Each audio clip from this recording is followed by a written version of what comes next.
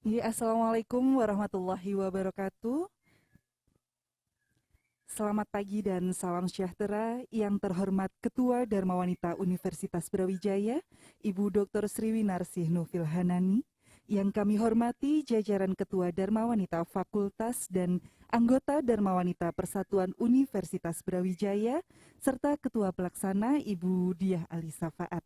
Kami ucapkan selamat datang dalam pelatihan budidaya anggrek di Dede Orchid pada hari ini 20 Maret 2021. Puji syukur kami panjatkan kehadirat Tuhan Yang Maha Esa karena atas hidayahnya dan rahmatnya kita semua dapat hadir pada hari ini dengan insya Allah sehat walafiat. Dan memasuki acara yang pertama yaitu sambutan oleh Ketua Dharma Wanita Universitas Brawijaya kepada Ibu Dr. Sri Winarsi Nufil Hanani, kami silakan. Terima kasih. Assalamualaikum warahmatullahi wabarakatuh. Yang saya hormati Mas Dede dan tim selaku trainer pelatihan anggrek pada pagi hari ini, Ibu-ibu Wakil Ketua Dharma Wanita Persatuan Universitas Brawijaya, Ibu-ibu Ketua Dharma Wanita Persatuan Fakultas di lingkup Universitas Brawijaya, Ibu-ibu Ketua Bidang, Ibu-ibu pengurus dan anggota Dharma Wanita Persatuan Universitas Brawijaya yang saya cintai, serta seluruh hadirin yang saya sayangi, baik yang hadir melalui daring maupun melalui luring. Pertama-tama marilah kita panjatkan puji syukur kehadirat Allah yang Maha Kuasa, karena pada pagi hari ini kita semua masih mendapatkan rahmat dan hidayahnya, sehingga dapat berkumpul di halaman rumahnya Mas Dede ini untuk bersama-sama mengikuti pelatihan anggrek atau pelatihan budidaya anggrek, sekaligus silaturahmi atau pertemuan di antara kita semua yang ini sudah lama sekali kami tidak pernah silaturahmi atau tidak pernah bertemu dengan ibu-ibu semua. Mudah-mudahan pada pagi hari ini kita semua selalu sehat walafiat dan selalu dalam lindungan Allah Subhanahu wa taala. Pertama-tama saya ucapkan terima kasih kepada Mas Dede dan tim yang telah bersedia untuk memberikan pelatihan budidaya anggrek kepada ibu-ibu Dharma Wanita Persatuan Universitas Brawijaya. Kemudian saya ucapkan terima kasih juga kepada ibu-ibu semua yang telah menyempatkan waktunya untuk menghadiri undangan kami pada pelatihan pada pagi hari ini. Semoga amal baik ibu-ibu dicatat oleh Allah sebagai ibadah dan mudah-mudahan mendapat balasan yang setimpal. Terima kasih saya ucapkan kepada Ibu Diah Krisnawati Ali yang sudah menyiapkan segala sesuatunya beserta seluruh jajaran dari bidang pendidikan ya, yang telah menyiapkan segala sesuatunya sehingga pelatihan ini dapat berjalan dengan lancar. Tak lupa terima kasih saya ucapkan kepada Ibu Suyadi, Ibu Ketua Dharma Wanita Persatuan Fakultas Peternakan yang sudah berkenan menyiapkan perangkat IT ya, karena memang kemarin sebetulnya ini di luar rencana. Sebetulnya rencananya hanya mau direkam saja kemudian di-share ke seluruh anggota, namun ada usulan dari Bu Yadi yang cukup bagus. Kita ada perangkat IT sehingga bisa dilakukan pelatihan ini secara daring, sehingga ibu-ibu yang tidak bisa hadir bisa melihat langsung pelatihan yang kita selenggarakan pada pagi hari ini. Ibu-ibu yang saya hormati dan hadirin sekalian, pelatihan budidaya anggrek ini merupakan salah satu program bidang pendidikan Dharma Wanita Persatuan Universitas Brawijaya yang secara rutin setiap tahun dilakukan. Nah, di era pandemi ini kita memang memilih pelatihan anggrek, maksudnya yang ada kaitannya dengan tanaman, karena salah satu protokol kesehatan adalah stay at home. Nah, pada saat stay at home, bapak maupun ibu-ibu rupanya pada getol merawat tanamannya sekarang ya. Kalau dulu mungkin nggak terlalu memperhatikan, sekarang jadi merawat tanamannya ya, sehingga tema ini kita ambil sebagai judul di pelatihan pada pagi hari ini ya. Ibu-ibu yang saya hormati, mengapa kemarin memilih lokasi di tempatnya Mas Dedek? Pertama, pertimbangan saya, Mas Dedek ini adalah alumni dari Fakultas Ilmu Administrasi Universitas Brawijaya. Ya, jadi kebetulan saya juga sudah beberapa kali kontak dengan beliau, ada beberapa kepentingan, dan beliau ini sangat inspiratif, Ibu. Ya, beliau ini meskipun bukan orang pertanian, saya sendiri sebagai orang pertanian malah tidak bisa sesukses beliau. Ya, beliau adalah orang ilmu administrasi, tapi berangkat dari hobi bisa menjadi besar seperti ini. Mudah-mudahan bisa menginspirasi kita atau putra-putra kita ya untuk bisa menjadi pengusaha besar seperti Mas Dedek ini. Ya, nah, beliau ini secara rutin ya menyilangkan anggrek, kemudian hasil persilangannya itu didaftarkan ke Royal Horticulture Science di Inggris. Nah, sampai sebegitu. Sudah berapa Mas yang sudah didaftarkan? Ada ratusan yang sudah didaftarkan. Oh, ini namanya Brawijaya. Brawijaya University Dendrobium. Ini Dendrobium Prof. Nufil Hanani. Monggo ibu-ibu kalau mau. Ya, jadi beliau ini kan ya, kemudian diberi nama. Ya, diberi nama, kemudian didaftarkan ke Royal Horticulture Science di Inggris. Nah, ini dua di antara beberapa ratus yang sudah didaftarkan itu adalah Brawijaya University dan Prof. Nufil Hanani. Nah, kebetulan ada kaitannya dengan kita juga, sehingga kita bisa nanti mungkin ngangsu kawruh ya kepada Mas Dedek untuk bisa memberikan ilmunya kepada kita semua. Ibu mungkin sambutan saya akhiri sampai di sini.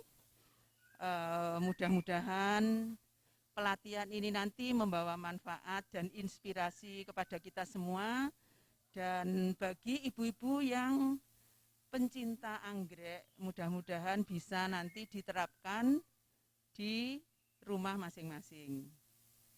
Sekian sambutan dari saya akhiri. Mohon maaf kalau ada kekurangan. Wabillahi taufik wal hidayah. Wassalamualaikum warahmatullahi wabarakatuh. Assalamualaikum warahmatullahi wabarakatuh. Matur nuwun Ibu atas sambutan yang telah disampaikan. Dan selanjutnya adalah pembacaan doa yang akan disampaikan oleh Ibu Homsatul binti. Kepada Ibu Homsatul kami silakan.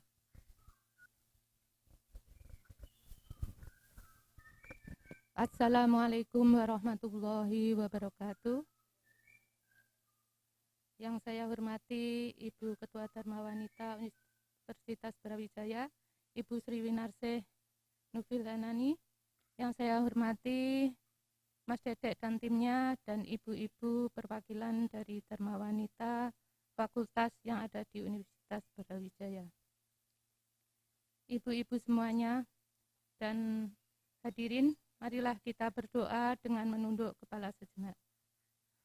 A'udzubillahi minasyaitonirrajim. Bismillahirrahmanirrahim. Hamdan syakirin, hamdan na'imin, hamda yuafi ni'amahu wa yukafi'u mazidah. Ya Rabbana lakal hamdu kama yambagi li jalali wajhikal karim wa azimi sultanik. Allahumma sholli wa sallim ala sayyidina Muhammad wa ala ali sayyidina Muhammad. Ya Allah, ya Tuhan kami, segala puji untukmu, pemelihara alam semesta. Segala puji atas karunia dan kenikmatan yang Engkau limpahkan kepada kami. Dan segala puji atas kemuliaan-Mu dan kekuasaan-Mu. Ya Allah, ya Malikul Kudus, kami agungkan nama-Mu, karena hanya Engkaulah Tuhan kami. Hanya kepadamu kami bersyukur, dan hanya kepadamu kami memanjatkan doa. Ya Allah, ya Rahmanu, ya Rahim, hanya kepadamu kami menyembah, dan hanya kepadamu kami memohon pertolongan. Ya Allah, pada hari ini, kami ibu-ibu Dharma Wanita Universitas Brawijaya berkumpul di sini dalam kegiatan pelatihan budidaya tanaman anggrek. Ingin berdiskusi, mengurai fikir untuk memberikan sumbangsih terbaik bagi bangsa ini. Karenanya ya Allah, lancarkanlah acara kami, berkailah dan penuhilah pertemuan ini dengan kebaikan dari awal hingga akhir nanti. Ya Allah yang maha mengetahui yang gaib, bimbingkanlah kami dengan hidayah-Mu, berkailah kami selalu dengan takdir-Mu, dan jadikanlah hati kami selalu ridho dengan pemberian-Mu. Allahumma arinal haqqa haqqa warzuqna tiba'ah, wa arinal batila batila warzuqna tinabah. Ya Allah, tunjukkanlah kepada kami bahwa yang benar adalah benar, dan berikan kami kekuatan dan kemampuan untuk menjalankannya, serta tunjukkan bahwa yang salah adalah salah, dan berikan kami kekuatan dan kemampuan untuk meninggalkannya. Rabbana atina fid dunya hasanah wa fil akhirati hasanah wa qina adzabannar. Wa sallallahu ala Muhammadin wa ala alihi wa sahbihi ajmain. Subhanaka rabbika rabbil izzati amma yasifun wa salamun alal mursalin walhamdulillahi rabbil alamin. Terima kasih. Assalamualaikum warahmatullahi wabarakatuh. Waalaikumsalam warahmatullahi wabarakatuh. Kami ucapkan terima kasih kepada Ibu Khamsatul Binti atas doa yang telah disampaikan, dan memasuki acara yang selanjutnya yaitu penyampaian materi yang akan dilanjutkan dengan sesi tanya jawab dan diskusi, dan akan disampaikan oleh Bapak Dede. Kepada Bapak Dede, waktu dan tempat kami, silakan. Assalamualaikum warahmatullahi wabarakatuh. Terima kasih atas kehadiran Bapak Ibu semua, kepada Ibu Prof. Nufil Hanani, serta semuanya yang ada di sini. Saya langsung aja untuk materi untuk budidaya anggrek. Yang pertama-tama, anggrek itu secara umum dibagi menjadi dua tipe. Secara tipe pohonnya yaitu tipe yang monopodial dan tipe simpodial dan tipe monopodial. Tipe simpodial itu biasanya yang batangnya lebih dari satu, ada anaknya. Seperti ini Bu ya. Ini tipe-tipe yang simpodial. Kalau monopodial itu batangnya cuma satu, seperti anggrek vanda.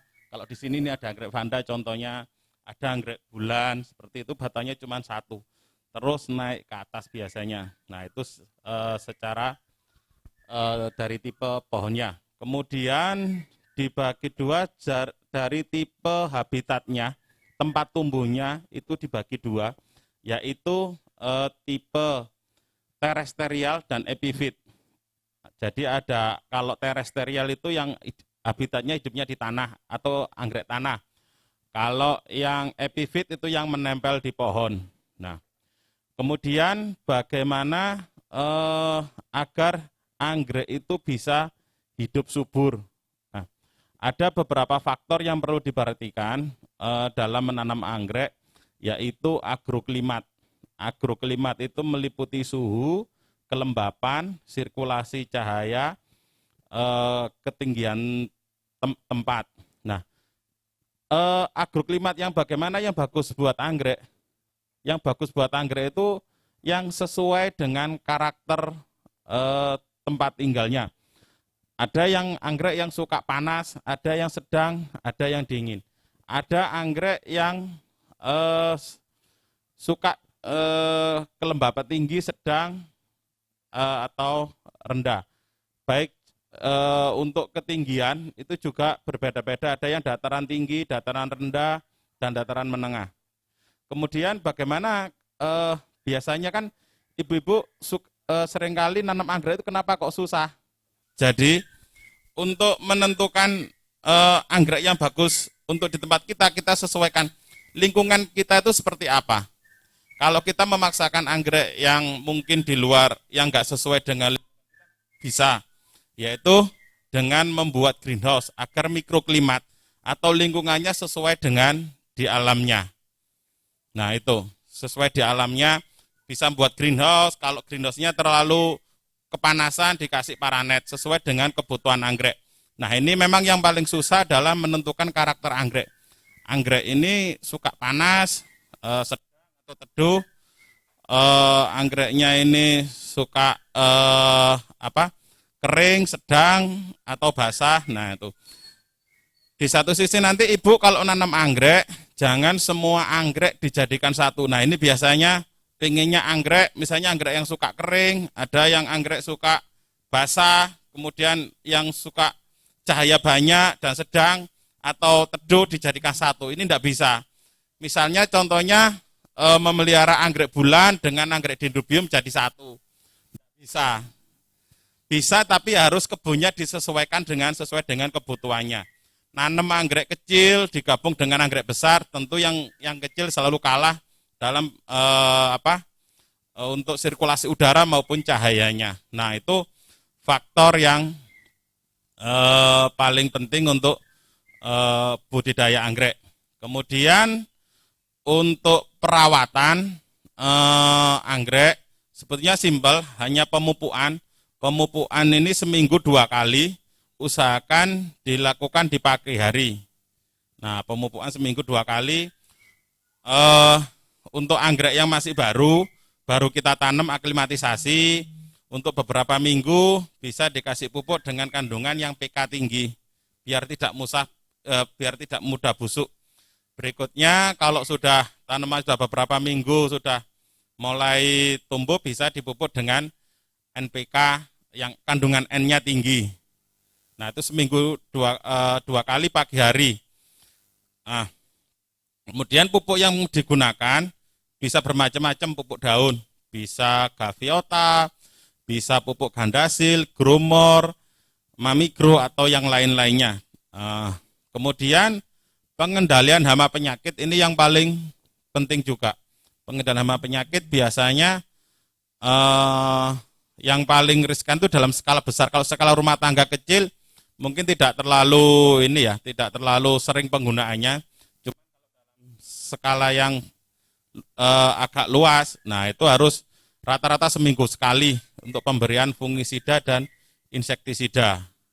Pemberian fungisida maupun insektisida sama, penyemprotannya usahakan dilakukan di pagi hari ataupun sore hari ketika suhu di bawah 27.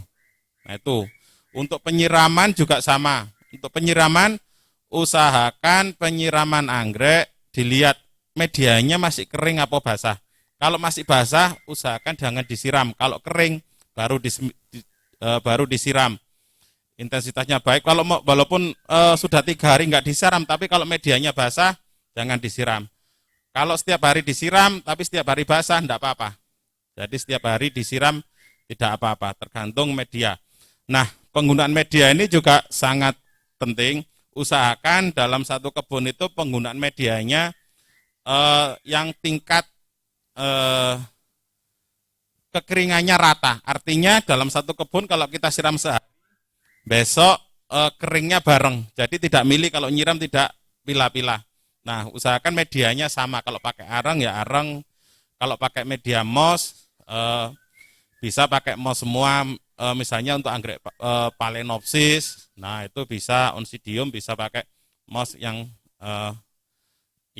ininya rata sama, atau nyiramnya kalau pakai moss misalnya 3 hari sekali, jadi penyiramannya setiap 3 hari sekali dalam satu kebun. Nah, kemudian balik lagi untuk hama penyakit, usahakan pemberian fungisida seminggu sekali. Usahakan setiap 3 kali pemakaian ganti bahan aktifnya. Misalnya pakai belerang atau pakai bahan lainnya, setiap 3 kali ganti merek lain atau bahan aktif yang lain sama-sama fungisidanya. Insektisida juga demikian. Setelah 3 kali pemakaian misalnya pakai kontak lambung. Nah, setelah minggu berikutnya bisa pakai mungkin yang sistemik atau yang lainnya bisa. Tujuannya adalah biar penyakitnya tidak kebal, tidak resisten. Jadi sekali semprot nanti bisa entah kalau skala kecil bisa diamati aja. Kalau ibu-ibu mungkin skalanya kecil, diamati, kalau ada penyakit bisa disemprot. Kalau penyakitnya tidak berat, bisa disemprot. Yang paling murah itu bisa pakai deterjen, bisa Bu, yang paling simpel. Untuk beberapa jenis penyakit bisa pakai deterjen bisa. Nah, jadi seperti itu. Sampai di sini mungkin ibu-ibu ada hal yang perlu ditanyakan, monggo.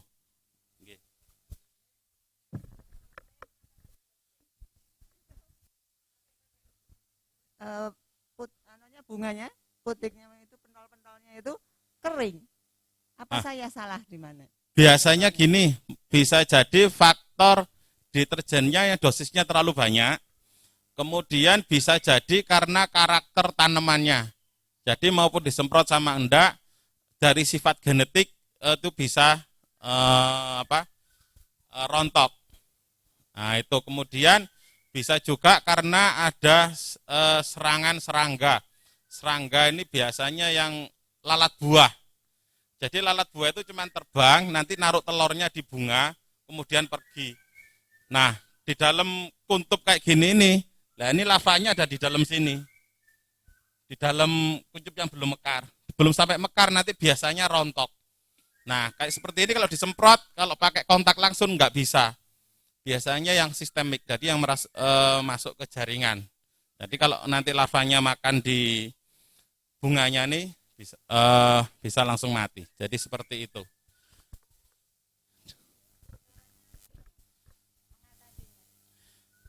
Mengatasi disemprot dengan insektisida bisa, atau tadi dengan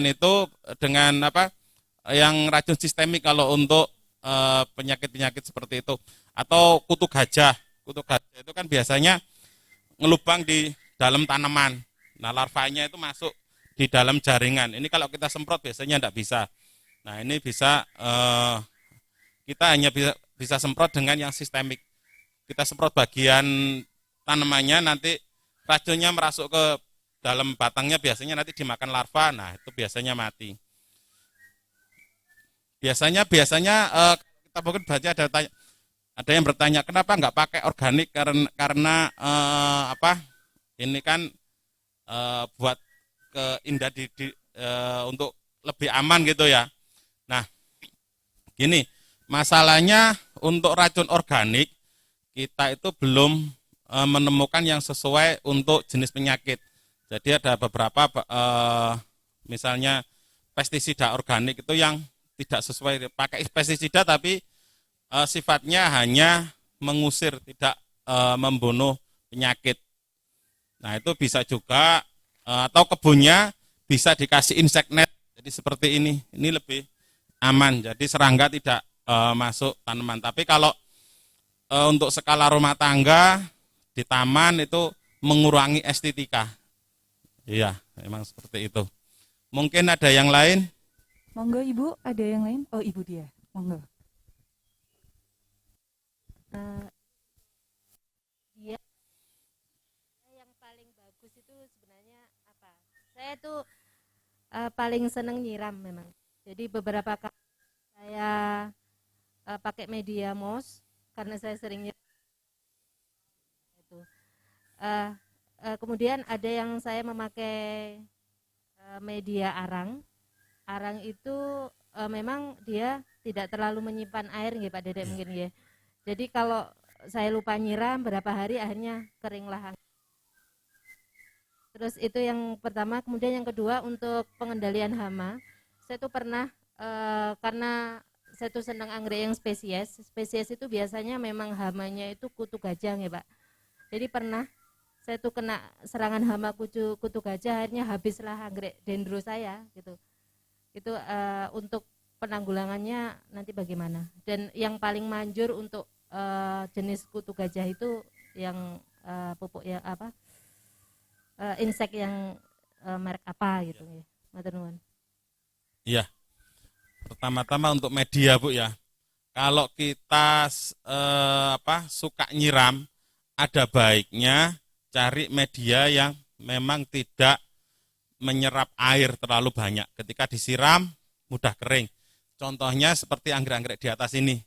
Jadi kita pilih kayu yang memang tidak banyak menyimpan air. Ini salah satunya kayu pakis yang sudah mati, ini hatinya aja. Nah ini ketika kita siram, nggak begitu lama langsung kering. Ini lebih aman. Cuman masalahnya adalah kalau kita tinggal dengan waktu terlalu lama. Nah ini, kalau solusinya ya gimana ya. Kalau memang pengennya yang nyiramnya jarang, mungkin 2-3 hari sekali atau 4 hari sekali, bisa pakai media moss. Cuman kalau memang tiap hari sukanya nyiram, ya lebih baik pakai media yang mudah kering. Salah satunya kayu ataupun arang. Penggunaan media usahakan juga sesuai dengan ukuran tanaman. Misalnya tanamannya kecil, dikasih medianya banyak, potnya besar itu kurang bagus. Karena ketika arangnya banyak, kita siram nggak kering-kering, medianya terlalu banyak. Nah, kalau basah terlalu lama, kemudian kita siram lagi, nah ini akan banyak menimbulkan jamur dan bakteri, serta medianya nanti akan terlalu asam. Ciri-cirinya gimana kalau media sudah nggak baik? Biasanya begitu akar keluar dari tunas baru, mau nyentuh media, kering. Nah, ini berarti sudah tidak baik lagi, medianya harus diganti dengan yang baru. Atau bisa juga karena memang agroklimatnya yang nggak sesuai. Kita beli anggrek bulan dari kios bunga, kemudian bawa pulang, ditaruh di dalam rumah.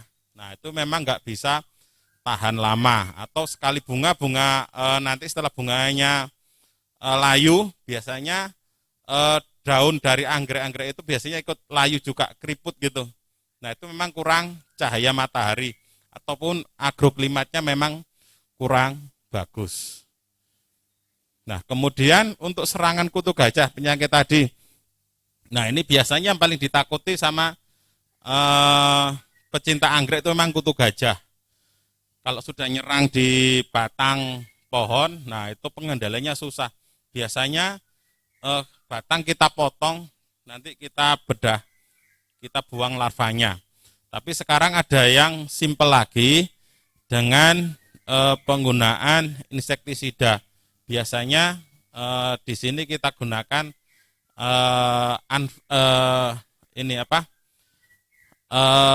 Marsal ataupun juga Alika. Ya harus gonta-ganti. Kalau kita pakai Marsal aja disemprot, penyakitnya tidak mati. Nah itu akan kebal terus. Usahakan penggunaan pupuk fungisida ataupun insektisida harus sesuai dengan dosis. Kalau tidak sesuai misalnya dosisnya kurang, begitu disemprot tidak mati. Berikutnya nanti obatnya pestisidanya kita tingkatkan.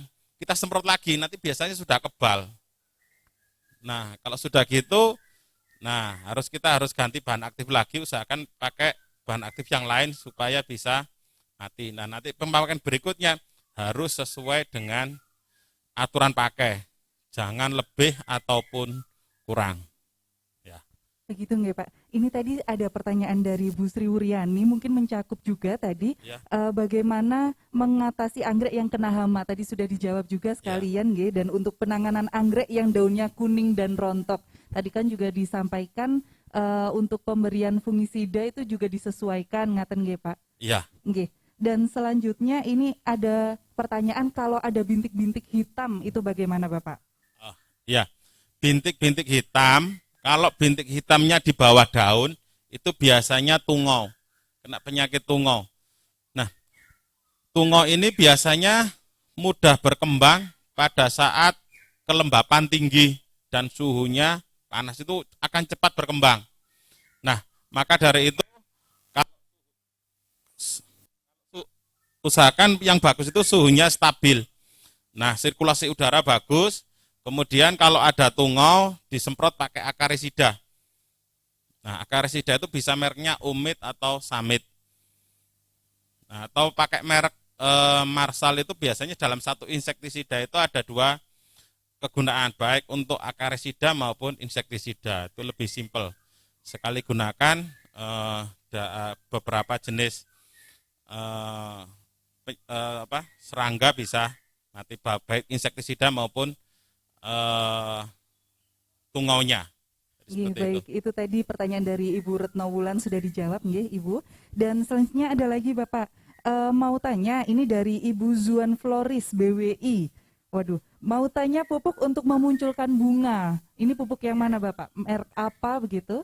Monggo. Ya, gini, kalau secara umum penggunaan pupuk untuk pembungaan yaitu pakai NPK yang kandungan PK-nya tinggi. Akan tetapi kalau agroklimatnya nggak sesuai, maka bunga yang akan diharapkan juga tidak bisa keluar. Jadi untuk tingkat kerajinan bunga ada beberapa faktor yang mempengaruhi. Satunya memang agroklimat, mungkin yang nggak sesuai. Kalau agroklimatnya cocok, biasanya anggrek bisa rajin berbunga. Yang kedua karena faktor genetik. Jadi misalnya kalau kita melihara anggrek spesies, ya bunganya hanya bisa keluar di musim bunga aja, di luar musim tidak bisa. Jadi seperti itu. Nah, bagaimana untuk menyiasati agar anggrek itu bisa rajin bunga? Nah, maka itu dilakukan persilangan. Kalau kita mau spesies misalnya bisa bunga di beberapa musim, ya biasanya kita harus membuat persilangan atau sibling spesies yang memang punya karakter bunga di beda musim. Nah, misalnya saya ngambil sampel bunga Lasianthera. Ada satu bunga Lasianthera mungkin bunganya kurang menarik, tapi bunganya di luar musim. Kalau katakanlah biasanya bunganya di bulan April, tapi saya nemu di bulan katakanlah November atau Oktober. Nah, ini kita silangkan. Jadi nanti diharapkan dari hasil persilangannya itu anggreknya ini bisa rajin berbunga atau bahkan bisa berbunga sepanjang tahun, nggak kenal musim. Nah, itu cara kita untuk menyiasati untuk spesies yang biasanya bunga di awal musim. Jadi seperti itu.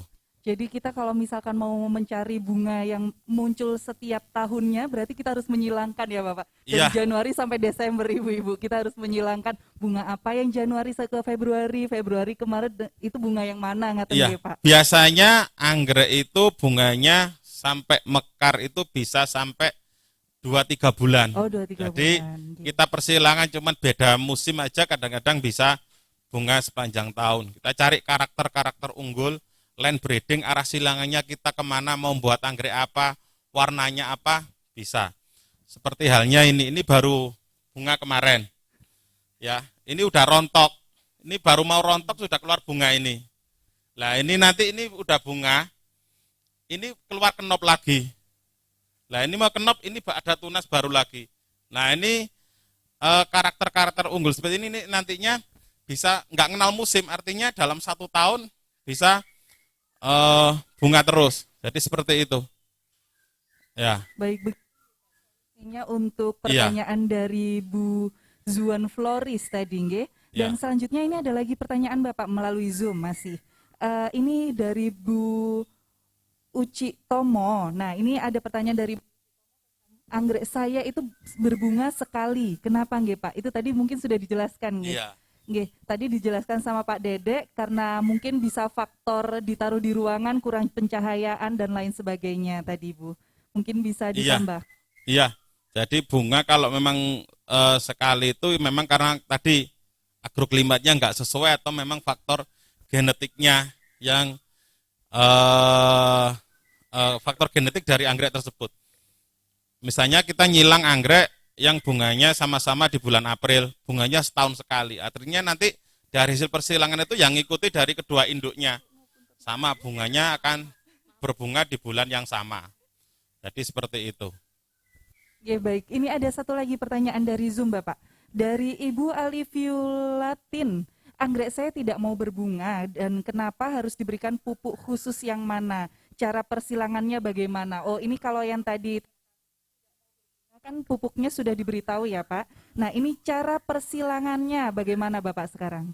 Ya, untuk persilangan sebetulnya untuk season berikutnya ya. Kita nanti setelah ini ada season untuk persilangan dan juga untuk aklimatisasi. Waktu praktek nggih Ibu nanti dijelaskan di waktu Iya. praktek oleh Bapak Dede. Cuman secara umum persilangan itu kita nyilang anggrek untuk jenis dendrobium, kita nyilang sekarang, kita akan tahu bunganya itu 4 tahun yang akan datang. Oh, lama betul ya, Pak ya. Kalau jenis Vanda atau Cattleya bisa jadi 7 tahun yang akan datang. Waduh, Nah, memang lama itu, butuh kesabaran. butuh sabar. Iya. nggih. Berarti ini Pak Dedek sabar sekali ya, Pak ya untuk membuat bunga ini terus ada. Nggih, lanjut. Selanjutnya dari ibu-ibu yang hadir di sini mungkin ngomong. Ya. Matur nuwun. Ini untuk pemula sekali nggih Mas Dede, Ya. pemula sekali. Saya beli dari nursery gitu atau dari toko anggrek gitu nggih Mas. Itu saya itu kan mesti tanya-tanya. Ada yang media awal itu katanya itu nggak usah diodol-odol, nggak usah dibongkar, langsung ditambah sekelilingnya. Itu juga saya laksanakan gitu. Ternyata akarnya mungkin istilahnya akar busuk ngaten nggih, soalnya kan kopong, coklat gitu. Terus ada yang bilang semuanya dibongkar, terus diganti yang poros, misalnya pakai sama arang. Keluhan saya sama mungkin atau saya nggak rajin, mengering. Jadi ya itu, ya mengering kayak gitu itu. Sebetulnya yang sangat ideal itu gimana Mas? Kan kalau dari beli itu kan mesti moss putih kan itu kan. Ya, itu kan moss putih itu sebaiknya itu dikeluarkan semua atau disisakan sedikit atau dilonggar-longgarkan biar sekedar akarnya dapat angin. Terus yang kedua lagi, tadi kan disebutkan untuk bayi anggrek itu yang PK-nya tinggi. Terus terang aja itu yang PK-nya tinggi itu mereknya apa ngaten gimana Mas? Iya. Terus yang N-nya tinggi itu mereknya apa Iya. gitu? Pertama untuk media Bu ya. Nah, memang gini, media moss untuk cili moss, nah itu memang biasanya nggak bisa tahan lama. Kurang lebih daya tahannya cili moss itu cuma 6 bulan. Nah, yang jadi masalah, Ibu waktu beli anggrek ini medianya sudah umur berapa kita yang enggak tahu. Nah, kalau medianya sudah, ini waktu bunga media mossnya sudah 6 bulan. Jadi memang sudah waktunya ganti dan memang harus diganti. Kalau tidak, memang itu bikin membuat media atau akar jadi busuk. Dan sebaiknya memang dibuang.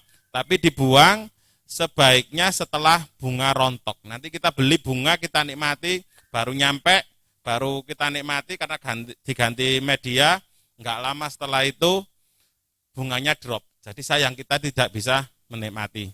Jadi nunggu bunganya sudah mulai layu, mulai drop, bisa kita potong, kita ganti semua medianya, kita ganti yang baru. Kemudian jangan lupa untuk akar atau seluruh bagian tanaman itu disemprot sama fungi atau direndam sebentar aja, dicelupkan, kemudian ditanam lagi dengan media yang baru. Jadi seperti itu. Kemudian yang kedua, untuk media tadi Bu ya, kalau media moss memang tahannya cuma 6 bulan. Untuk media yang baru bisa diganti dengan areng atau pakai moss juga nggak apa-apa. Moss itu media yang nutrisinya bagus, nutrisinya tinggi. Karena nutrisinya tinggi, jadi mudah terserang hama penyakit.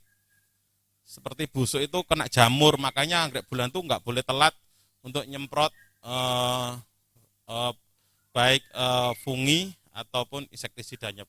Jadi mudah kena bakteri atau virus atau jamur. Itu. Kemudian yang paling aman menurut pengalaman saya adalah pakai areng. Areng, cari areng yang keras, dari kayu yang keras. Itu bisa tahan di atas 3 tahun. Jadi kita nggak bolak-balik ganti. Cuman kelemahannya penyiramannya kita harus lebih rajin nyiram. Kemudian faktor yang paling biasanya dialami ibu-ibu itu adalah beli anggrek, dibawa di rumah, takut kena panas. Kasihan kalau kena panas. Padahal anggrek itu butuh cahaya buat fotosintesis.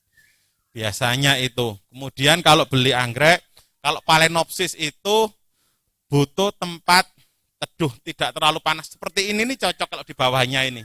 Ini buat anggrek bulan. Belajar yang paling susah itu memang belajar agroklimat. Itu hanya bisa dirasakan kalau cerita aja kita susah. Jadi kalau seperti ini anggrek bulan. Kalau kayak di sana karena enggak pakai UV aja tanpa ada netnya, berarti kondisi di bawahnya kan panas.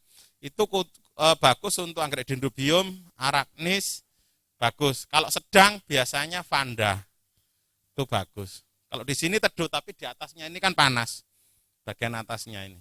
Nah karena ini anggrek di atasnya ini butuh panas, kalau di bawahnya memang agak teduh.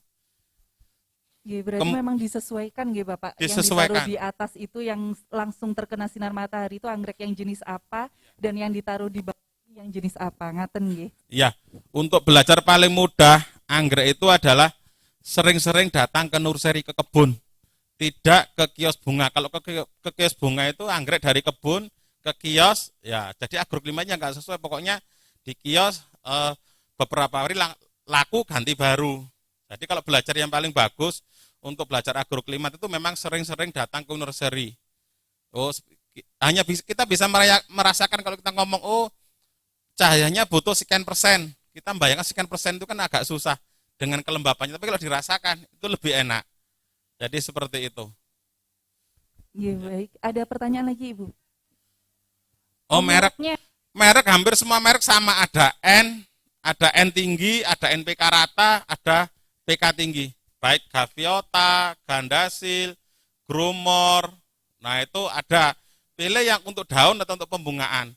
Atau yang paling aman untuk kecil sampai dewasa bisa pakai NPK rata, itu lebih aman. Atau enggak ribet beli terlalu banyak, bisa. Nggih, selanjutnya ada pertanyaan monggo Ibu. Kalau medianya itu, ini juga pemula nggih.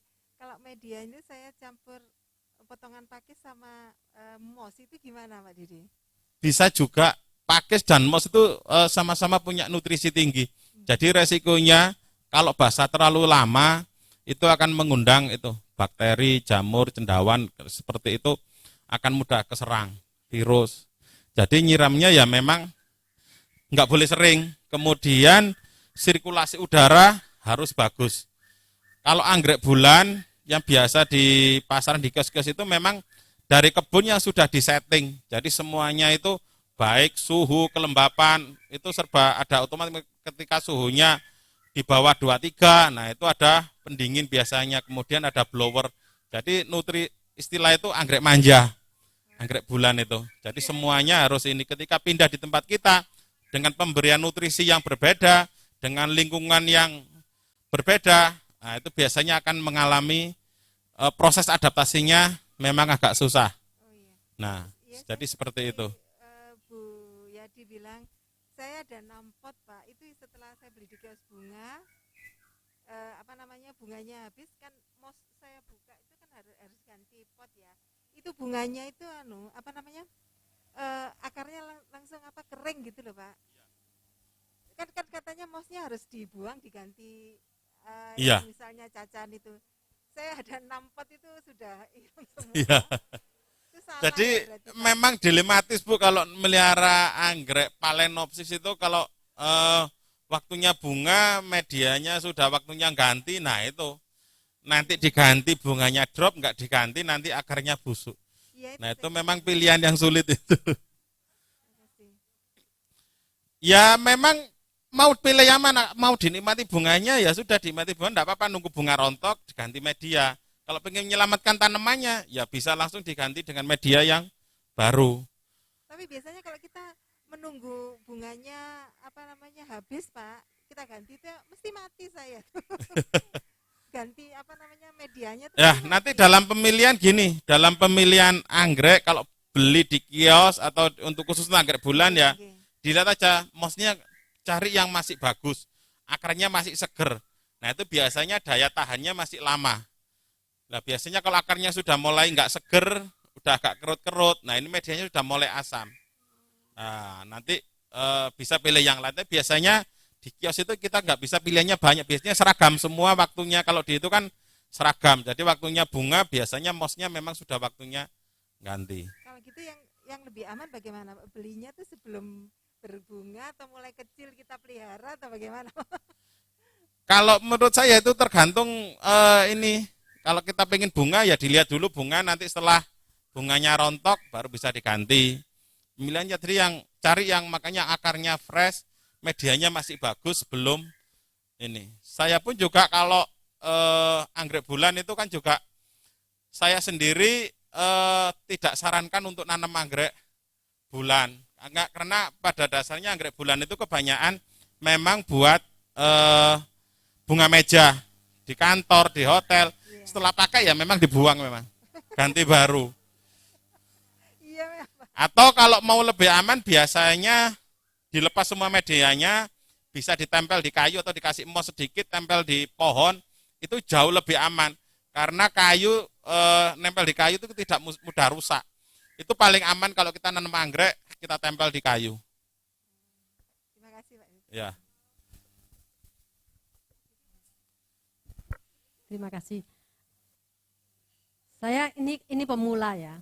Dulu enggak pernah nyiram-nyiram yo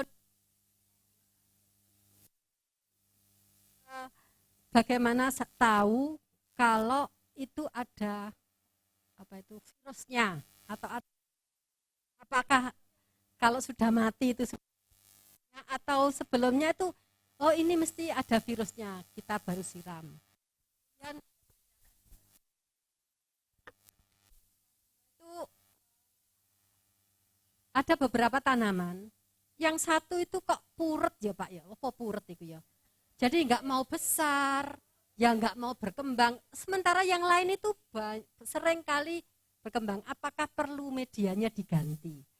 Nah, cara medianya diganti itu berapa waktunya berapa? 1 bulan atau 6 bulan atau 1 tahun? Itu mungkin. Tapi akarnya bagus Pak. Jadi akarnya tuh sampai, tapi enggak ngembang dan daunnya tuh enggak besar gitu loh. Terima kasih. Iya. Pertama, untuk saya pun juga tidak tahu Bu, tanaman ini kena virus atau kenapa kalau tidak dibawa ke lab tidak tahu. Cuman kita tahu bahwa ini memang tidak sehat. Dengan ciri-ciri misalnya daunnya udah mulai menguning, daunnya berkerut, kemudian tunas baru yang tumbuh, tunas lama. Ini tunas lama, kemudian tunas barunya tingginya yang tidak sehat. Bisa jadi faktornya lingkungan agroklimat, bisa jadi medianya yang memang waktunya sudah ganti. Jadi banyak faktor, bisa jadi terserang hama penyakit, bisa kena tungo, kena kutu, atau kena lainnya. Nah, kenapa? Tunasnya biasanya kalau mulai tanaman dari kecil, tunas baru, itu nanti pada akhirnya lebih tinggi dari tunas yang lama. Itu ciri-ciri tanaman yang sehat. Kalau kurang sehat, biasanya pohon berikutnya ini. Kemudian kalau jenis dendrobium, biasanya nanti tumbuh keiki. Keiki itu tunas baru yang ada di ujung batang, di ujung bulb. Nah itu tandanya anggrek kurang sehat. Kalau anggrek kurang sehat, itu secara naluri alaminya akan tumbuh di sini karena medianya sudah asam. Kalau di alam ini kan bisa anggreknya tinggi, tumbuh di ujung sini. Di sini medianya sudah rusak. Maka kalau ini sudah tumbuh, nanti kan batangnya ini udah kering, alam nanti kan jatuh. Nah, biasanya jatuh ke batang yang lain, nah akan tumbuh di situ. Itu sudah naluri alaminya seperti itu. Kalau yang tadi nggak bisa berkembang itu Pak, walaupun akarnya sehat itu. Nah, tadi untuk akar bisa jadi itu faktor genetik dari anggreknya. Anggrek itu tidak selalu besar, ada memang ukurannya itu sekitar 5 cm sudah berbunga. Jadi itu persilangan, kita mau membuat anggrek raksasa, kita mau anggrek mini kecil-kecil, bisa dengan dilakukan persilangan.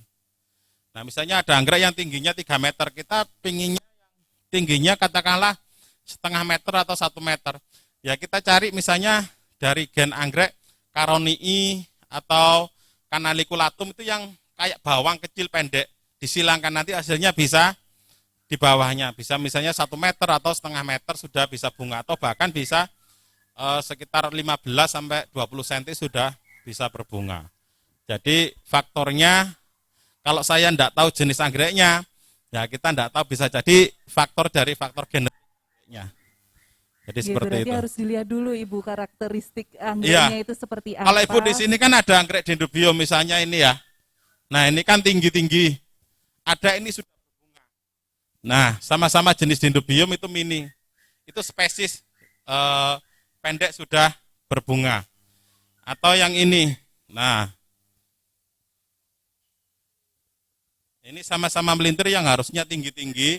Nah, ini segini sudah bunga. Nah, itu faktor dari faktor, memang dari faktor genetiknya. Kan ya Pak ya. Pokoknya walaupun- tanamannya sehat, nggak perlu khawatir. Kalau kurang nggak rajin berbunga, faktornya mungkin kurang cahaya. Pokoknya tanamannya sehat, tapi kurang rajin berbunga, kurang cahaya, bisa dipanaskan. Bertahap. Kalau dari tempat teduh langsung panas nanti biasanya gosong. Nah, perlu adaptasi. Lalu ini ada lagi Pak, pertanyaan dari Ibu Aliviulatin. Tadi bertanya lagi, jenis anggrek vanda indoor yang bagaimana dan yang tahan hama apapun dan bunganya tahan lama dan awet. Ayo Pak, monggo. Anggrek vanda plastik itu, Bu. Vanda plastik Bu, itu lebih tahan lama. Iya. Tidak akan mati dan tidak kena hama. Jadi memang anggrek itu enggak ada yang tumbuhnya di indoor, memang nggak bisa. Jadi kalau mau di indoor ya harus ada kebutuhan tadi, buat mikroklimat ya harus sesuai dengan alam, dikasih lampu, dengan kelembapan, dengan udaranya harus bagus. Kalau di Indonesia mungkin saya belum melihat, cuman kalau saya di beberapa tahun yang lalu saya ke Malaysia, memang ada beberapa kebunnya luas. Kemudian ada kebun kecil yang khusus untuk pembungaan. Jadi di situ semua disetting untuk pembungaan anggrek. Karena gini, anggrek bulan itu biasanya kalau kebun-kebun besar itu biasanya punya 2 kebun. Kebun untuk pertumbuhan vegetatifnya biasa dataran rendah, panas. Nanti kalau waktu pembungaan pindah ke daerah dingin. Karena beda suhu, beda lingkungan ini akan memunculkan bunga. Makanya dari itu kalau memang melihara anggrek bulan memang susahnya di situ. Kalau dibungakan daerah panas biasanya kuntumnya nggak bisa banyak. Untuk standar itu biasanya di bawah 7 biasanya. Rata-rata cuman 5, 4 sampai 7 kuntum. Cuman kalau di daerah dingin dengan anggrek yang sama bisa kuntumnya di atas 9. Nah, kalau dari sisi bisnis, jumlah kuntum ini menentukan harga grade-nya. Grade A misalnya di atas 13, grade B 9 sampai 13, di bawahnya C. Nah, kalau udah di bawah ini harganya biasanya di bawah separuh harga yang premium, biasanya seperti itu. Nah, itu memang faktor lingkungan. Kemudian pindah di lingkungan kita dengan lingkungan yang enggak sesuai. Nah, itu memang tingkat pemeliharaannya lebih sulit. Satu lagi pertanyaan.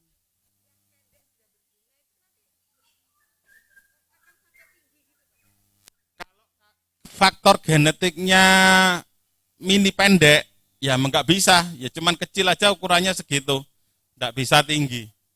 katakanlah ini sudah lama cuma segini aja. Ini Dendrobium Brawijaya University ini adalah hasil persilangannya, induknya lebih tinggi. Nah, nanti ya ukurannya biasanya nggak jauh beda dengan induknya. Kalau kita silang tinggi dengan yang mini, yang kecil, ya ada genetiknya, ada yang agak tinggi, ada yang kecil. Dilihat faktor yang dominan yang mana dari induk betina atau induk jantannya. Jadi seperti itu. Oke, baik. Satu pertanyaan terakhir. Gini Mas Dede, tadi kan ada jenis yang banyak batangnya, ada yang satu Ya. batangnya. Nah, saya lihat yang batangnya hanya satu, itu kan dia cenderung tinggi terus gitu ya. Nah, itu nanti kalau dia terlalu tinggi kayaknya kok kurang imbang ya kalau saya lihat. Iya. Nah itu bagaimana memanage-nya ya supaya dia nggak meninggi terus gitu ya. Iya. Kalau jenis monopodial ya itu memang sudah dari sananya seperti itu, Bu. Kalau mau nggak tinggi bisa dipotong, tapi dengan resiko kalau motongnya terlalu pendek, antara mungkin seperti ini ya, kita potong tanpa akar. Nah itu resikonya tingkat kematiannya jauh lebih tinggi. Jadi kalau sudah tinggi, akarnya sudah banyak, dipotong, bagian atasnya akarnya banyak, bagian bawah daunnya juga banyak. Kalau kita potong misalnya jadi dua, yang atas akarnya banyak, yang bawah tidak ada daun. Nah ini nanti yang resiko yang di bawah, ini biasanya tingkat kematiannya jauh lebih tinggi. Demikian juga sebaliknya, kita sisain yang bawah, banyak akar, banyak daun, yang bagian atasnya tidak ada akar atau akarnya sedikit, tentu saja tingkat kematiannya jauh lebih tinggi. Nah biasanya harus sesuai antara yang bawah sama yang atas. Yang ini misalnya ada yang batangnya dari bawah sampai atas daunnya utuh, bisa dipotong jadi dua sesuai ukuran. Nah ini biasanya jauh lebih aman. Jadi seperti itu. Contohnya itu Mas Dede ya. Itu kan kelihatan tinggi banget gitu ya. Yang ini? Iya. Ini Nah, bisa. itu sama yang satunya. Tidak bisa, ini kalau dipotong sudah bablas ini nanti, Bu. Ya. Kalau jenis ini Vanda yang monopodial. Ini kan cuma satu batangnya. Ini tipe monopodial. Walaupun ada anaknya, tapi batangnya ini kan terus naik ke atas. Tidak ada batasnya, naik terus. Tambah nanti bisa dipotong. Kalau ini kan udah pada batas maksimal. Itu yang membedakan simpodial dan monopodial. Kalau yang monopodial akan terus naik. Kalau yang simpodial ada batas maksimalnya. Oke, baik. Terima kasih Bapak, Pak Dede, dan kami ucapkan terima kasih Ibu. Dan kami cukupkan dulu Bapak untuk sesi tanya jawab, karena acara selanjutnya ini masih ada praktek-praktek lagi Ibu. Di sini setelah ini ada praktek persilangan anggrek dan praktek aklimatisasi anggrek. Baik Bapak, langsung saja untuk praktek persilangan anggrek, monggo kami serahkan kembali kepada tim Dede Orchid. Iya. Kita ini aja dulu untuk aklimatisasi dulu. Oh, aklimatisasi, biar lebih monggo mudah. Bapak. Ya. Jadi gini, kita akan belajar bersama untuk tahu bagian-bagian dari anggrek. Kalau ini namanya batang atau pseudobulb. Isinya ini nutrisi atau makanan cadangan yang nanti fungsinya untuk sebagai nutrisi untuk pembungkaan dan untuk anak berikutnya. Kemudian ini adalah daun, ya. Ini daun anggrek, ini tangkai atau malai, yang ini bunga. Nah, sekarang kita akan belajar bagian-bagian dari bunga anggrek maksudnya ya. Yang ini namanya sepal. Setiap anggrek itu pasti ada sepal petanya. Sepalnya ada 3, 1, 2, 3. Nah ya, 1, 2, 3. Ini namanya sepal. Yang ujung yang ini namanya petal dorsal. Ini sepal dorsal, ini petal dorsal. Yang ini labellum atau lidah. Ini labellum. Nah, ini kolum. Ini kolumnya. Ini yang ada bagian di bawah ini putih, ini kayak ada lem ini. Ini adalah bunga betina. Nah, kemudian kalau bunga jantannya ada di bagian bawahnya ini. Nah, ini ada kuning. Satu bunga ini ada dua jenis kelamin, jantan dan betina. Kalau nyilangkan tinggal taruh di bawahnya sini. Nah, ini nanti namanya shelving karena dalam satu pohon. Menyilang bisa pakai tusuk gigi, bisa pakai pensil. Ya kalau saya di sini pakai pensil karena habis buat nyilang langsung buat nulis, ngasih tanggal sama ngasih induk jantan atau betinanya, dikasih tanggal penyilangnya biar nanti waktunya mateng tahu, oh anggrek ini matengnya 4 bulan, ini ada yang matengnya nanti 1 tahun, 8 bulan, macam-macam. Jadi bisa tahu. Nah, ini labelnya. Setiap persilangan harus dikasih label untuk tanggal penyilangannya. Nah, persilangan sendiri itu kalau dalam satu pohon itu namanya shelving. Ya, dalam satu bunga atau dalam satu pohon bunganya beda itu namanya shelving. Kalau beda pohon seperti ini misalnya Brawijaya University, yang ini kita silang dengan Dendrobium nuvilvanani namanya crossing. Bisa crossing. Nanti kalau beda genus itu namanya intergeneric. Misalnya yang bisa disilang itu punya karakter-karakter yang mirip atau dekat. Misalnya anggrek yang sama-sama monopodial. Misalnya kita silang Vanda dengan Aerides. Aerides itu seperti ini. Nah, kalau Vanda ini bisa disilangkan. Kemudian dengan Phalaenopsis, dengan Vanda, dengan Arachnis, dengan Aerides ini bisa disilangkan. Kalau jenis-jenis yang simpodial, misalnya Cattleya disilang dengan Laelea, dengan Brassavola, karena punya karakter-karakter yang sama. Kalau beda genus tadi namanya intergeneric. Kalau dalam satu dendrobium, dalam satu jenisnya genusnya sama dendrobium, kemudian beda section namanya intersection. Misalnya dendrobium yang melintir, section spatulata, disilang misalnya dengan dendrobium section lotorea seperti spektabil itu beda, tapi bisa itu namanya intersection. Nah, jadi seperti itu. Nah, kita coba langsung aja praktek untuk persilangan. Iya.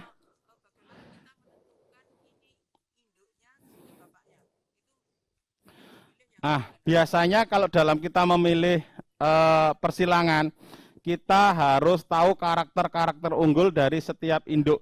Kita arah silangannya mau kemana? Kita mau membuat labellum, kolom, atau bentuk warna.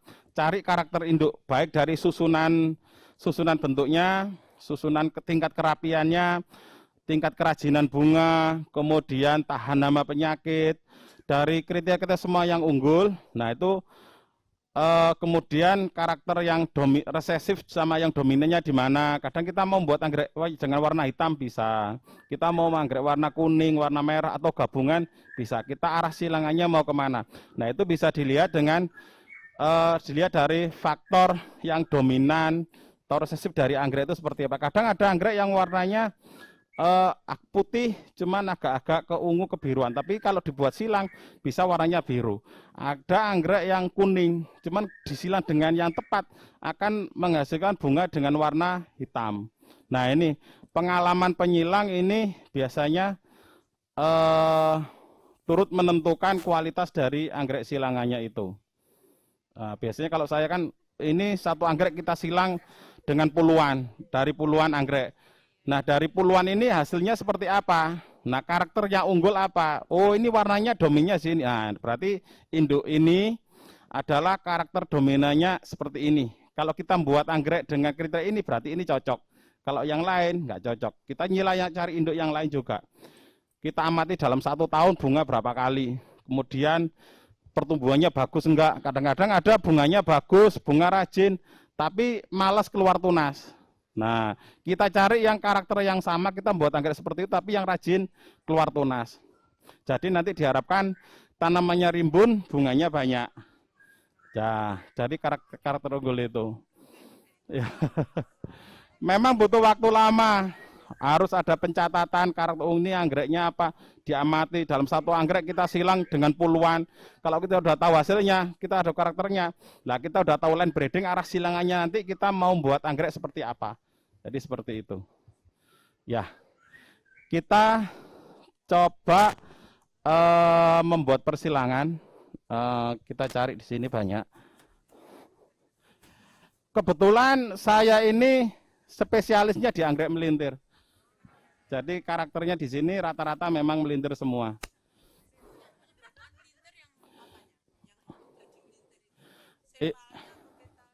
Yang melintir biasanya semua, baik sepal, petal, biasanya kecuali labellum. Biasanya nanti ada beberapa seperti ini kan melintir juga.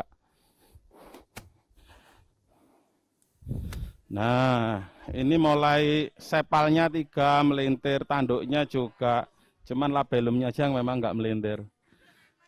Ya, kita nyoba, ini namanya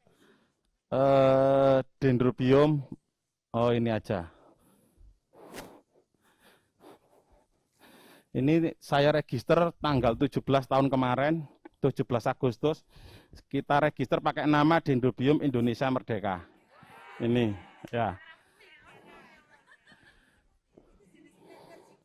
Semi, ini silangan Dendrobium candedes kali Violatio flaven. Ya, coba kita silang, nanti Bu ya. Kita ambil polennya. Ya, ini ya. Kita ambil polennya ini. Di dalamnya nanti ada polen.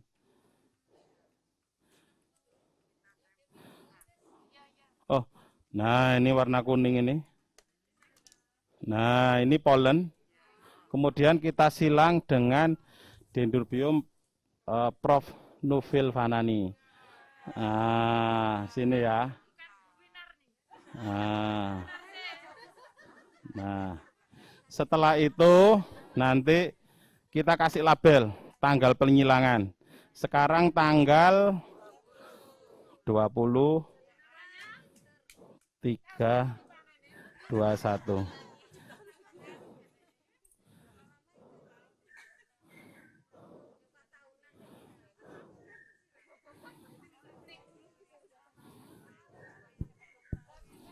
Ini bisa 4 tahun sampai 7 tahun lagi. Nah, nanti dikasih label di sininya, bunga yang disilang.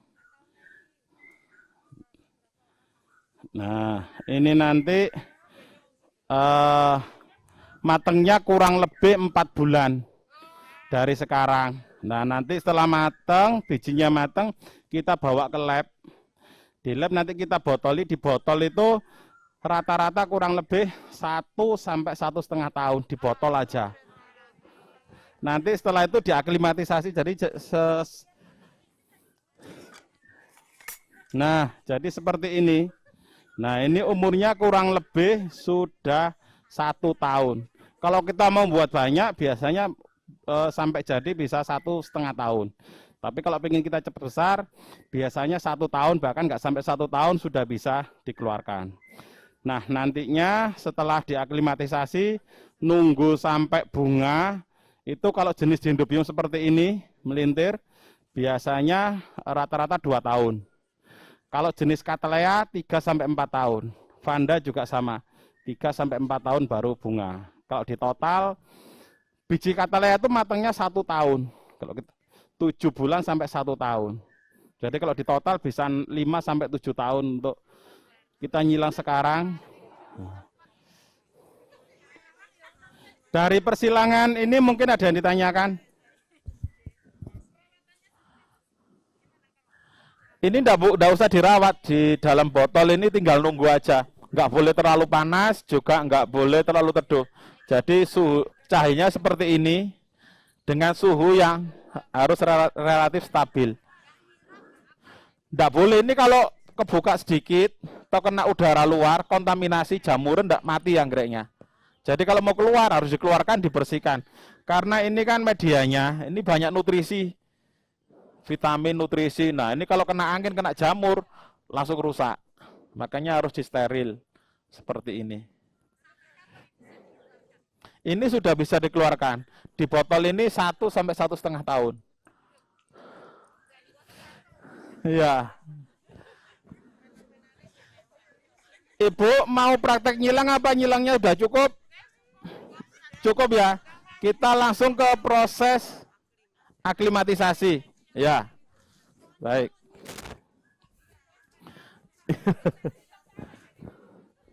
Nah, itu Bu enaknya di anggrek itu.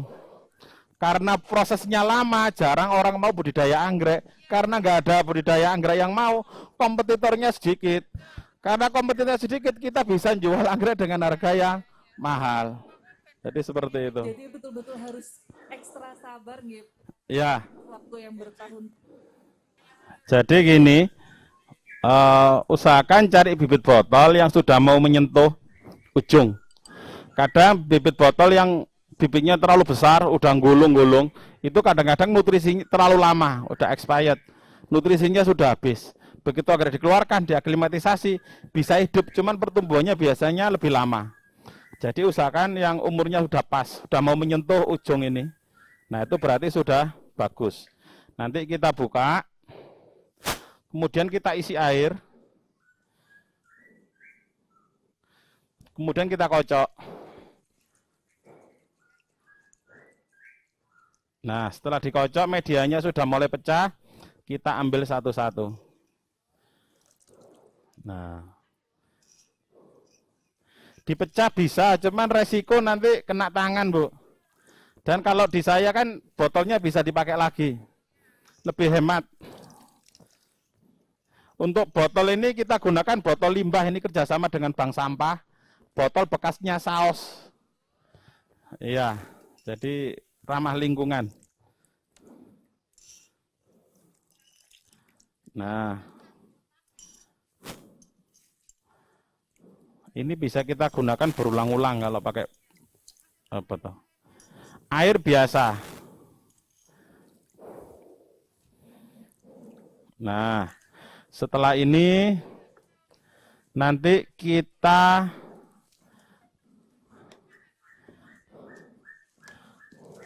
setelah kita keluarkan, kita cuci sampai bersih. Medianya nggak boleh ada yang ikut. Kalau kurang bersih bisa dicuci sampai 2 kali. Kalau sudah diyakin bersih cukup sekali bisa. Nah, jadi seperti ini. Media yang warna hitamnya nggak boleh ada yang ikut karena ini banyak nutrisi, jadi mudah kena bakteri sama jamur nanti.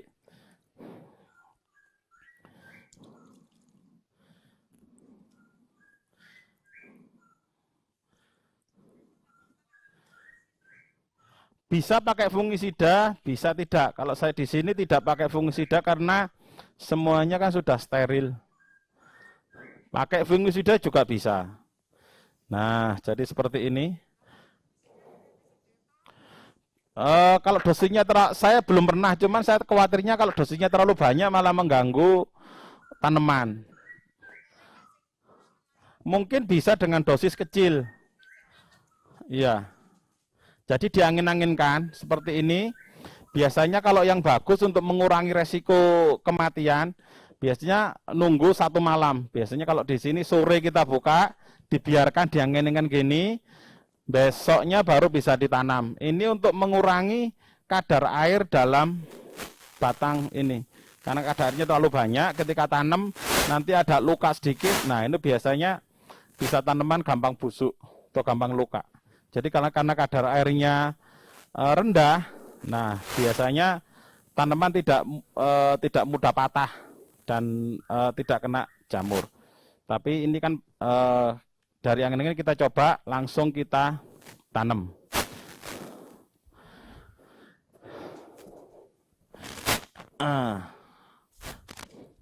Ini kita pakai medianya, bisa pakai cili moss, bisa pakai moss kadaka. Cuman kalau pakai cili moss biasanya harganya terlalu mahal. Kalau buat di sini 1 bal itu kalau yang besar harganya 10 kilo itu sekitar 1,2 juta lebih ke atas. Kalau pakai moss kadaka 1 karung kita belinya kurang lebih sekitar 60 sampai 75 ribu. Ya. Jadi biasanya kalau pakai moss kadaka seperti ini, biasanya kita steril dulu dengan cara direbus, atau jenengan bisa masak air sampai mendidih, tinggal mosnya direndam, dicacah juga bisa. Tujuannya untuk membunuh jamur sama biji-biji tanaman yang dari alam. Di sini banyak. Kalau kita nggak direbus bisa, cuma nanti tumbuh rumputnya ini jauh lebih besar dari anggreknya. Ya, kalau skala kecil tidak apa-apa, dibersihkan dikit. Kalau skala luas, nah ini biayanya terlalu lebih mahal. Kita bayar tenaga manusia nanti untuk ininya. Jadi itu. Sebelumnya ini yang sudah diangin-anginkan, kita catat dulu anggreknya jenisnya apa. Jadi ini ada namanya ini D 1090 ya, 1090. Ini nanti ada kode, ada namanya nanti dari kode ini. Kalau kita tulis nama satu-satu terlalu panjang, jadi lebih simpel kasih kode untuk membedakan satu sama yang lain. Kasih kode D1090 1090. Nah, kalau sudah nanti bisa kita ambil ini, kemudian kita bungkus. Usahakan nanti mosnya ini setelah kita cacah diangin-anginkan dulu. Jadi seperti tidak terlalu kering juga tidak terlalu basah.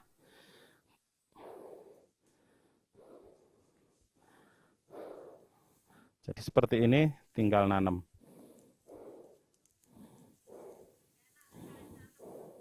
Nah, gini. Usahakan jangan sampai terlalu di atas ini. Kepadatannya harus pas, nggak boleh terlalu longgar, juga terlalu padat sekali nggak boleh. Nah, jadi seperti ini. Ya. Ibu-ibu, diulangi apa sudah bisa? Diulangi lagi ya. Jadi ini diambil mos. Nah, nanti dibungkus.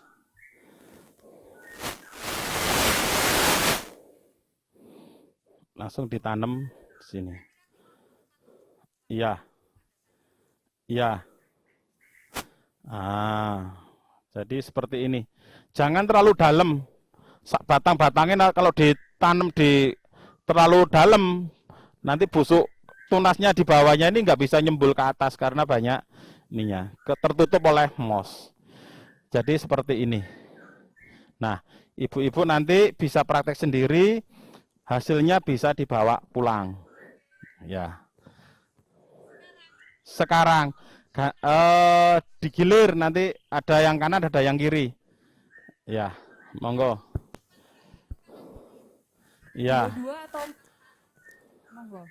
Atau nanti ada yang nanem, yang lainnya bisa lihat, nanti biar ditanamkan adik-adik magang, nanti biar bisa ibu bawa pulang. Adik-adik dari Brawijaya juga. Terlebih dahulu untuk dapat maju ke depan, dua-dua Ya. ibu. Bisa nyoba, kalau memang enggak ini bisa nanti langsung. Ini di sini Bu, depan Dua sini ya. saja ibu di depan. Nggih. Atau di sini biar kelihatan ini Mas ya. Bisa sebelah sini. Kami silakan untuk Bu Nufil, monggo. Monggo Ibu.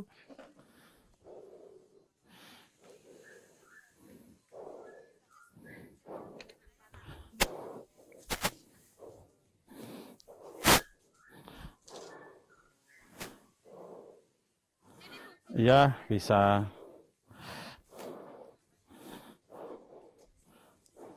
Ini.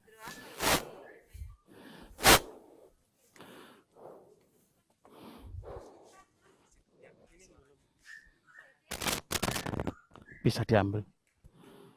Dibantu dengan teman-teman nggih. Oh, iya.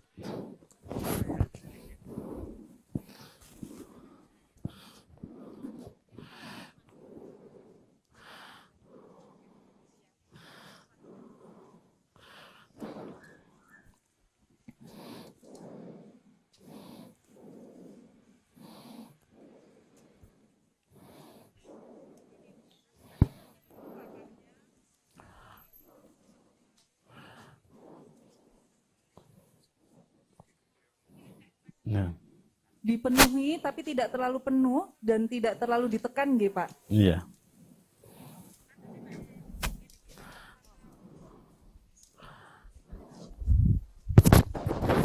Nah, jika ibu-ibu bisa difoto.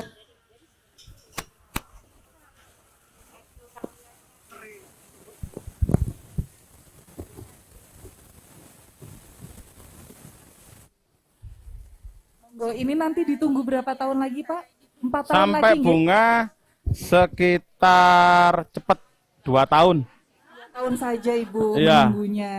Nanti diberi tanggal, Bu. Dendrobium. Iya. Nanti ada kodenya kita cari, nanti kita ini. Diberi tanggal 20 Maret 2021, nanti berkembangnya 2023, Ibu. Ya. Kalau hidup, kalau betul merawatnya, nggih, Bu.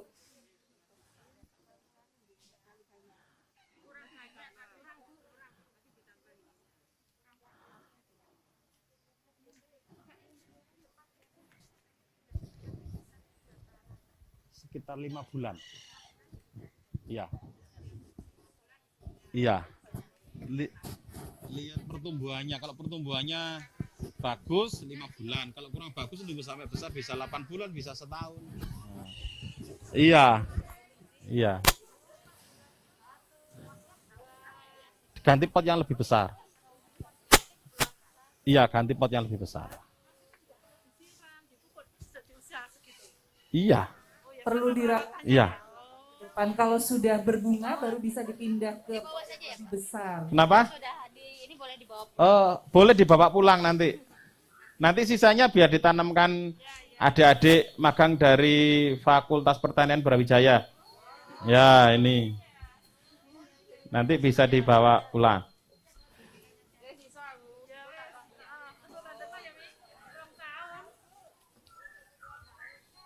Ditulis tanggal hari Bu, nanti bisa dibawa pulang sebagai oleh-oleh. Ibu-ibu selanjutnya, ada yang mau praktek lagi, Ibu? Berikutnya, Monggo. Yang belum kebagian, monggo ibu-ibu selanjutnya.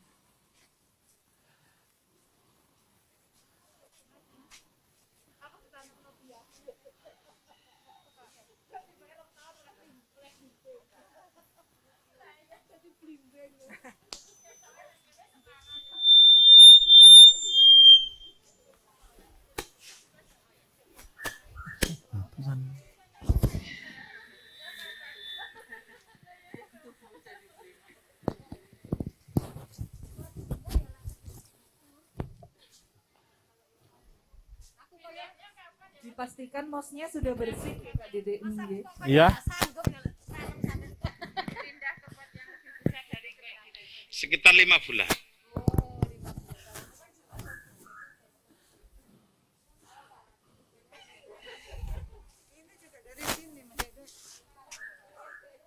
Oh iya. Apa ini nggak tahu namanya? Kodenya, Bu? Nggak tahu. Ada. Kurang jelas bentuk sepal petalnya. Kalau jelas bisa. Salam.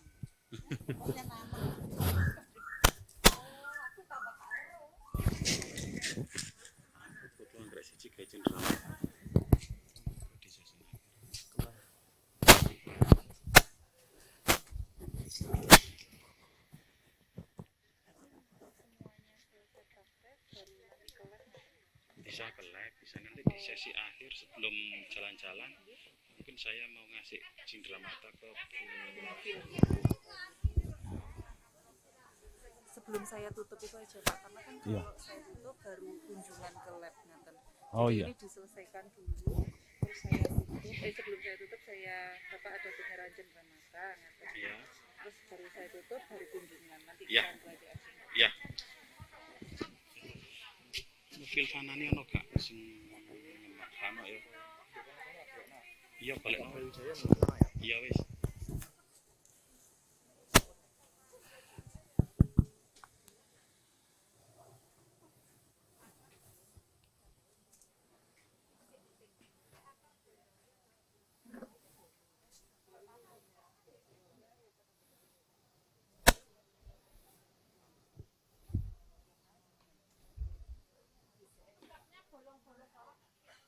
Iya, ada lubangnya di bawahnya potnya itu. Kenapa?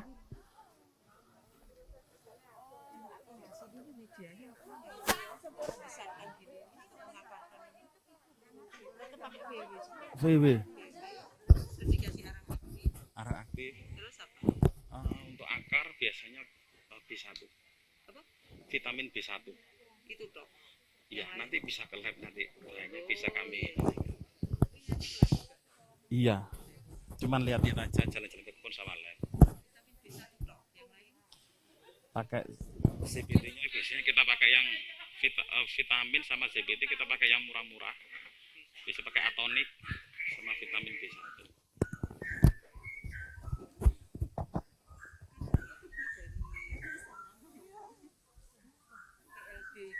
Iya. Iya, prosesnya penjarangannya ini yang ketiga.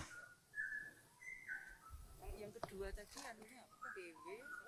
Sama aja, cuma kalau kita baru Kalau nebar itu sudah selesai setengah. bisa difoto dulu. setengah Tadi VW. sudah Ibu. Kalau sudah tumbuh langsung full, ditambah satunya full, tapi kadang-kadang masih kita tambah separuhnya. Difoto dulu hasil karyanya, diabadikan, dipamerkan nanti. Ini hasil tadi pelatihan budidaya kepada Bapak nggih, Bu. Oh iya, iya. Nggih, sampun. Kami ucapkan terima kasih Iya. Ibu bisa kembali ke tempat Iya. terlebih dahulu. Karena setelah ini acaranya masih ada lagi Ibu, masih ada kunjungan laboratorium dan kebun anggrek. Namun sebelum berkunjung ke laboratorium, kami persilakan dulu kepada Dede dan Ibu Dr. Sriwinarsi Nufilhanani karena Pak Dede akan menyerahkan cindera mata kepada Ketua Dan. Iya. Monggo kami persilakan kepada Ibu Dr. Sriwinarsi Nufilhanani. Monggo untuk dapat maju ke depan. Oleh-olehnya yang gede nih. Cindera matanya yang gede. Iya. Terima kasih. Iya. Ini spesiesnya, ini namanya apa Bapak? Namanya? Ini Dendrobium Imelda Marina Masagung. Aduh, panjang betul Pak. Saya mau nyerahkan ini cuma satu. Kita perbanyak dulu, nanti baru bisa Dibawa pulang. bagi-bagi. Ya. Nggih, bisa difoto dulu.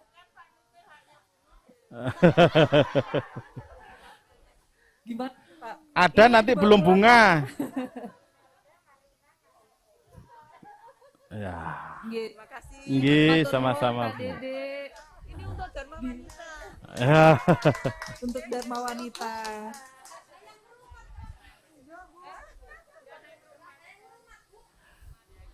Nggih, kami ucapkan matur nuwun Ibu. Dapat kembali ke tempat terlebih dahulu.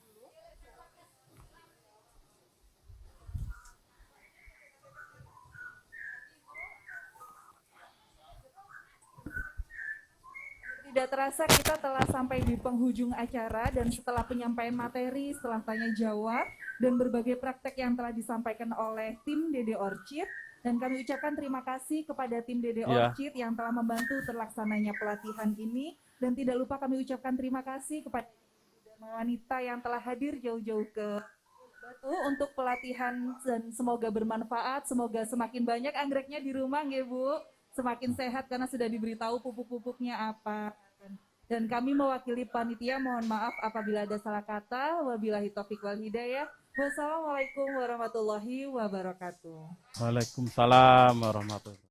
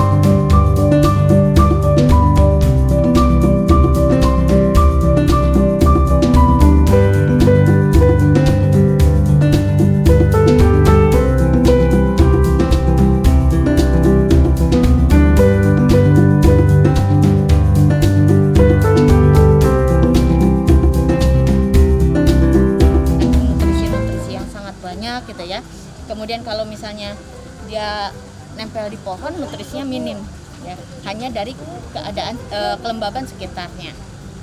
Nah, kalau misalnya dia pohonnya itu menyerap nutrisi dari pohonnya, tapi ini hanya menempel. Nah, otomatis kalau misalnya medianya dia ditanam di tanah, apa yang terjadi? Di tanah itu mungkin nutrisinya terlalu banyak, untuk anggrek tidak cocok.